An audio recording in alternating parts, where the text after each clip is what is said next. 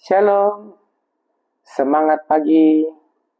Hari ini kita membaca firman Tuhan yang terambil di dalam Injil Lukas pasalnya yang ke-14 ayat 25 hingga ayat yang ke-35 dengan perikop segala sesuatu harus dilepaskan untuk mengikuti Yesus.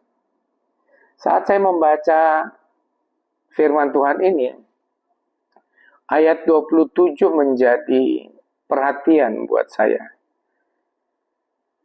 Yaitu, barang siapa tidak memikul salibnya dan mengikut aku, ia tidak dapat menjadi muridku. Kata salibnya ini bukan berarti salib Kristus. Kata salibnya ini yang dipakai huruf kecil. Artinya, salib itu salib kita sendiri. Tuhan Yesus memikul salib untuk keselamatan semua umat manusia. Tetapi kita tidak punya tanggung jawab sebesar itu. Kita punya tanggung jawab adalah kepada orang-orang di sekeliling kita. Untuk keselamatan kita. Kita harus mau memikul salib kita sendiri. Karena di sekeliling kita ada orang tua, ayah, ibu, istri, anak-anak, saudara, kerabat,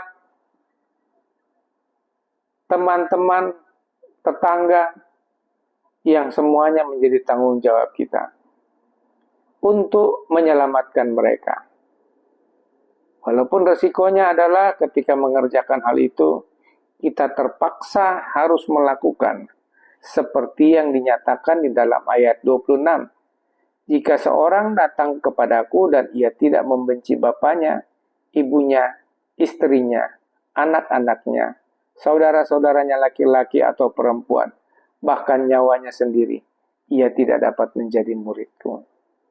Tuhan tidak mengajar kita untuk membenci orang tua. Tetapi hal itu bisa saja menjadi sesuatu yang terjadi ketika kita melaksanakan atau memikul salib kita, menyelamatkan orang-orang di sekeliling kita, maka bisa saja kita akan berseteru dengan mereka.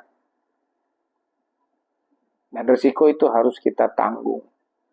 Kita harus siap menanggung semua konsekuensi itu. Tanggung jawab ini adalah tanggung jawab kita.